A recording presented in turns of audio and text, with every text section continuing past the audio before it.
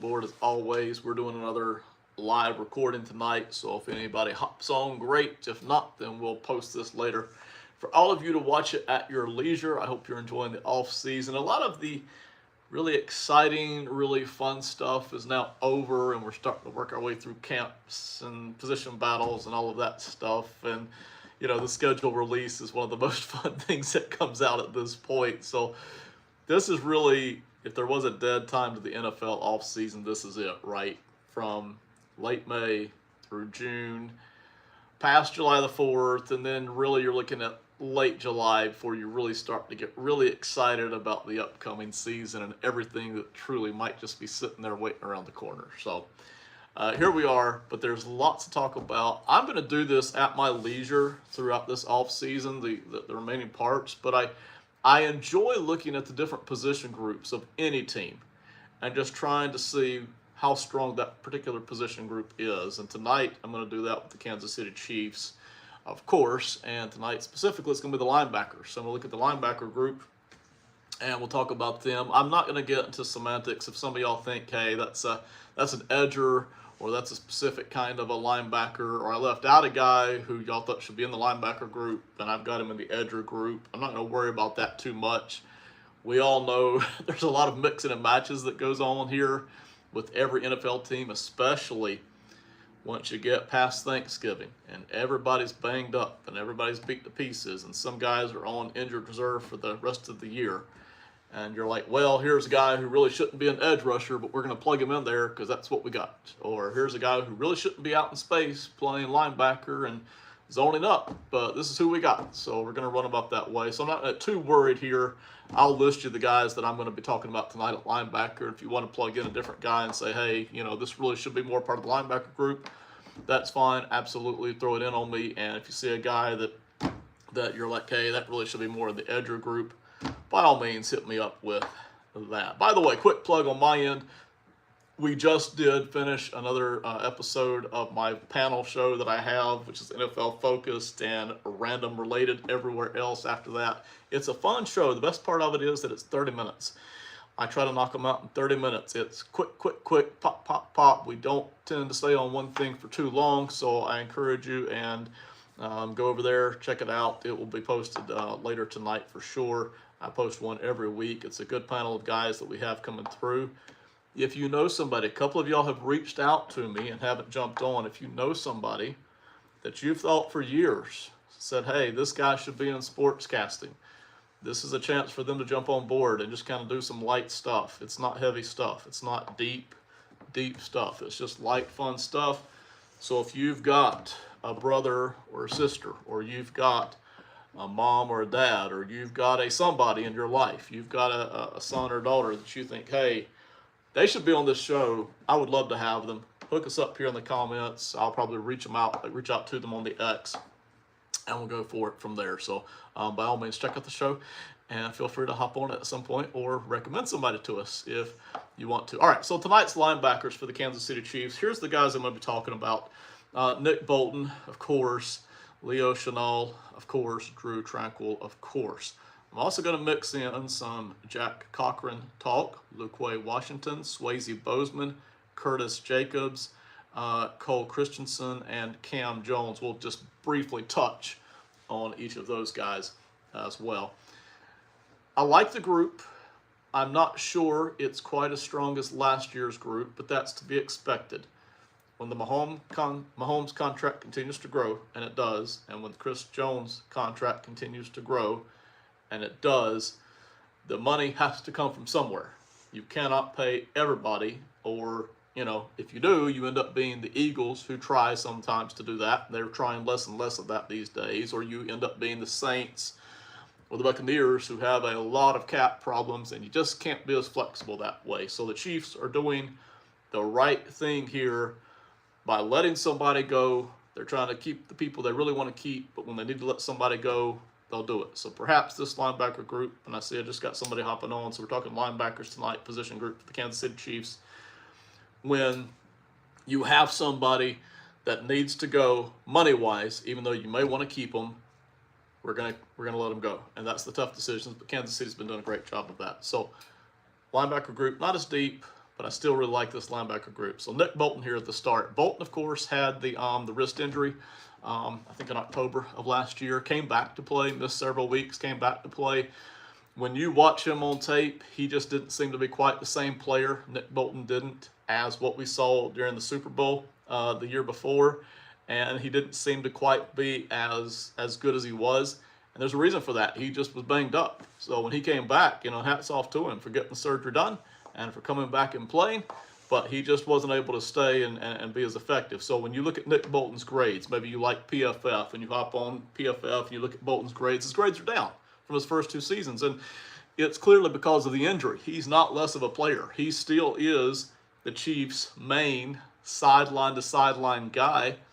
And he does a tremendous job with that. Like, he really does a great job with that, making plays. And listen, Bolton is not a top-flight linebacker in terms of being elite and being all-pro and being able to shut things down. But you've got a guy there who is a bit of a difference maker, and that's important. That's so important for Kansas City, any team, any defense, but especially for what Kansas City wants to do. It's so important to have a guy like that, like Bolton, who can mix it up, who can get some pressure on the quarterback, who is totally comfortable dropping back into zones, who can go sideline to sideline, and who also likes to mix it up in the run game, all right? Very, very balanced linebacker, really, really effective. Really, really loved Bolton. Loved him before the Chiefs ever got him when he came out of Missouri in the draft, I think 2nd round. So love Bolton. That really sets the table right there. So if Bolton is coming back healthy off of what he was last year, then I expect Bolton to just really do a tremendous job, and I really expect him to be right back to where, and that's something that showed up in last year's defense that you can't really quantify. The defense was so good, it was almost like you didn't miss Bolton. But you're going to need him this year. L'Jarius Sneed is gone, right? So you're going to need Bolton to step back up. Bolton can certainly do that. Love Nick Bolton. Number 2 on the list here, I'm going to go with Drew Tranquill. Tranquill really is the guy that allowed Kansas City to have a little bit of financial flex this year, and especially on defense, and especially at linebacker. When you watch the guys they let walk, and they had to let somebody walk, Drew Tranquill stepping up last year, and he was tremendous in terms of bringing a free agent over. They don't always work. We have seen so many times, so many free agents come from other teams, and this isn't just a Kansas City thing. It's an NFL thing. And the player just doesn't look as good for your team as they did for somebody else. But Drew Tranquill stepped over, and he was tremendous. Really, really love what he did, especially dropping back into coverage and getting some pressure on the quarterback. I really, really loved both of those things that he's doing right there. Really enjoy his work. He's a great compliment to Nick Bolton. So I really love Tranquill with Bolton. When you got those 2 guys in the field, their ability to work together, and Bolton really kind of seems like he's mature beyond his years. He really does. He comes across that way. He came across that way right from the very first, when he first joined the league. So there are always, still things he's got to learn, and there were then. But I love Bolton and Tranquill together. It's quite a pairing. They do a tremendous job. Excuse me. It's one reason they were able to let Willie Gay go. It really is. That's the reason they were able to let Willie Gay walk, because you've got Drew Tranquill sitting there doing a tremendous job, and they really complement each other very well. So I love Tranquill. I love Bolton. And then that brings us to linebacker number 3, which is Leo Chenal. Now, the question with Chenal, and I don't think it's quite as extreme, but I'm going to bring up a name here, Dan Sorensen, the safety who played for Kansas City a couple of years ago. Sorensen really did a tremendous job as kind of being the nickel backup safety. Nickel slot backup safety, backup linebacker. He did a tremendous job at that. When they started trying to put him on the field more, for more snaps, to be the starter. Excuse me, I apologize. My throat's drying up here for back-to-backs, and I got a little bit of dust here in the building, so I'm sorry. When they tried to put Sorensen in for more snaps, increase him from, say, 400 snaps to 800, teams started to expose what his limitations were, and there's no question about it. Sorensen had athletic limitations. So, even though I love Leo Chenal, and he's been even better than I thought, my word of caution here with Chenal is do not expect him to step up and be able to do everything that Tranquill and Bolton can do. When you put when you put him right in there in the role that he's good at, which is run stopping. Stopping the run is his best thing, and then he kind of feeds off of that. So limited snaps, run stopping, that's his thing.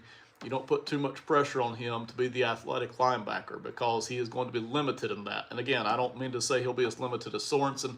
I think he's more balanced than that in his role than Sorensen was as the safety. But word of caution here, be careful with Chenal. Don't try to make him your 800, 1,000 snap guy. Don't try to make him that, because he is good, he is solid, I like him, and he is dominant against the run. Oh my gosh. When you put him straight forward, downhill against the run, he is a force. And Kansas City needs that, because teams are going to want to run the football in Kansas City. They're going to want to run the football on the Chiefs. They're going to want to push around the Chiefs because the Chiefs have so much speed coming. It's similar to, but not as extreme as what they like to do with the Dallas Cowboys. So you like to run the football with the Dallas Cowboys, then work your way to the middle of the field, and then take your deep shots is what you like to do. Same thing with Kansas City. Teams are going to want to run up the middle, and having Chenal there really, really helps with that. So again, and Kansas City is good with this. I mean, I'm not saying anything here that they don't already know, or that you don't already know. But Kansas City does a really good job of making sure that Chenal is in spots that suits him, and that's important. And then you have Bolton and Tranquil there, who can be your full-time starters and really eat it up. I actually thought last year Chenal with 500 snaps, 527 snaps, was a bit much. I would love to see him maybe kind of back off of that, but 500 snaps is about right. I don't want to see him playing 750 snaps. That's probably going to be too much. It's probably going to put him in about 200 snaps that just aren't favorable to what he can do. Again, so that's my opinion based on what I saw of him out of Wisconsin, what I saw out of him here with Kansas City, and sometimes players prove me wrong, but I do think he's a guy that kind of sort of needs to fit his role, and then Bolton and Tranquil hopefully will be healthy.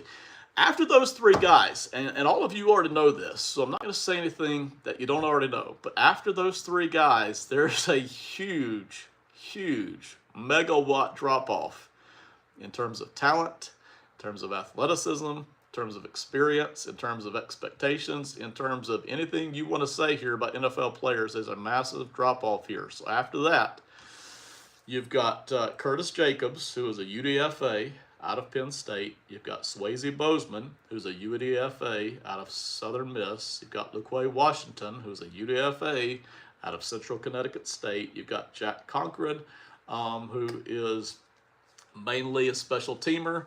Then you've got Cam Jones, who is mainly a special teamer, but got some glimpses on defense last year.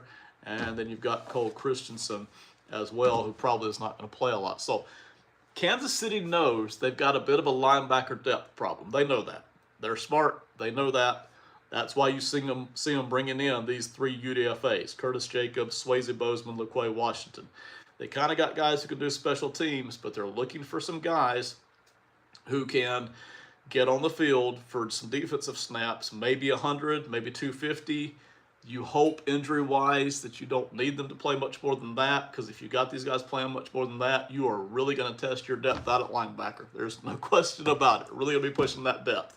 So after the top three, significant depth, let's say challenges, I guess is a good word here.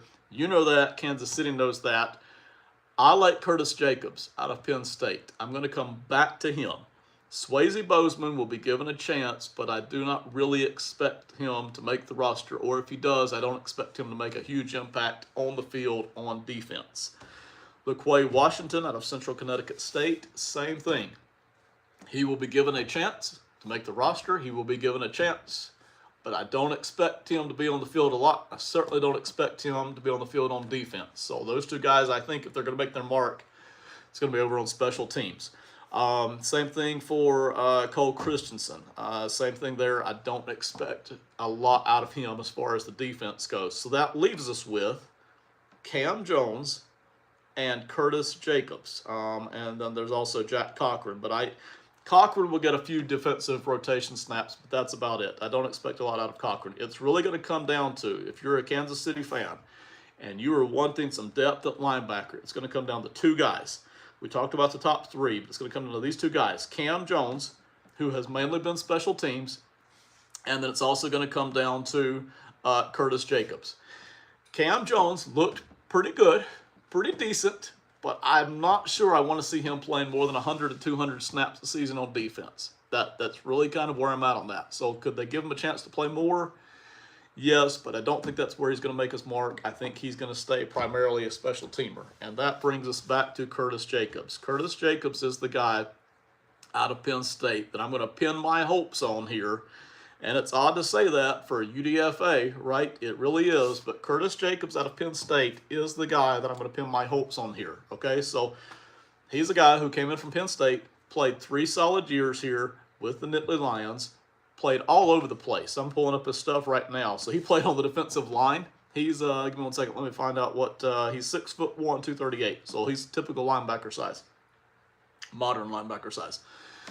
He played on the defensive line. He played some slot.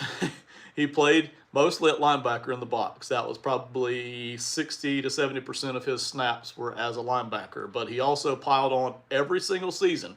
He piled on snaps in the slot, which I like. And he piled on snaps on the defensive line, which is cool. It means he's coming in off the edge, right? Because he's not coming in at defensive tackle. He's playing off the edge. So here's a guy who played a lot at Penn State for 3 years. Really solid guy. He seems to have decent size. He seems to have decent athleticism, tons of experience, so I like all of that. And the best part is he played all 3 spots. So he played in space, coverage, he played in getting to the quarterback, he was able to play some on the slot, he was able to actually play on the defensive line. So I like all 3 of those things that we're seeing right there out of Curtis Jacobs. So will he even make the roster? That's always a long shot, right? UDFA's always a long shot to make the roster. Always. But I like his chances, considering the fact that Kansas City is shallow at linebacker. After their top 3 players, they are shallow at linebacker. So I really, really, really like his chances to make the roster. And then, if Kansas City needs it, and we hope they don't, right? We hope Bolton plays 1,000 snaps this year, 900 to 1,000 snaps. I hope Drew Tranquill plays 800 to 900 snaps this year. And I hope Leo Chenal plays 500 snaps. So between the 3 of them, that's what, 17, that's 2,200 snaps. That's a lot for linebacker crew. But Kansas City's got a good linebacker crew. So let's hope with L'Jarius Sneed gone that the linebackers all stay healthy and that they're pulling in 2,200 snaps this year. And I think that will really bode well because Kansas City's got a better linebacking group than most teams in the NFL do. I don't think it's as good as what they got over in San Francisco, and I don't think it's as good as what Baltimore had last year, which isn't quite as good as what Baltimore's got this year. Or Baltimore's linebacking crew isn't quite as good this year as it was last year. But Kansas City's got a pretty good linebacking crew. So for me, when I look at this linebacking group and I see the shallow depth, I see the 2 starter quality guys that I like, plus Chenal is a great rotation guy. When I see that, I really like this linebacking group, and I'm going to give them a B+. Is about what I'll grade them. Might say, well, why not an A-? Why not an A? Well, they just don't have that superstar power. They don't have the all-pro guys. So that automatically is going to keep them out of the A category and in the B. But I do like the fact that they got 3 linebackers, 2 of whom can be on the field all the time for almost any snaps. The other of whom, Leo Chenal, certainly can come in for a good 500 snaps. He already did it last year. Maybe this year he gets even more. Then you have the depth question right after that. I like Curtis Jacobs' chances to make the roster. Maybe he doesn't. Maybe he just doesn't show up on the NFL field. Maybe he doesn't have the speed or the athleticism to really do it. But I'm hoping Curtis Jacobs can actually make that shot. All right, that's the linebackers. Appreciate all of you watching and listening, jumping on. We'll do this again at my leisure, again throughout the off season. If there's a particular group you want me to talk about, let me know, and I'll do that one next. But anyway, that's it. Thank you very much. We'll see you next time on Sports and Money Kansas City. Bye.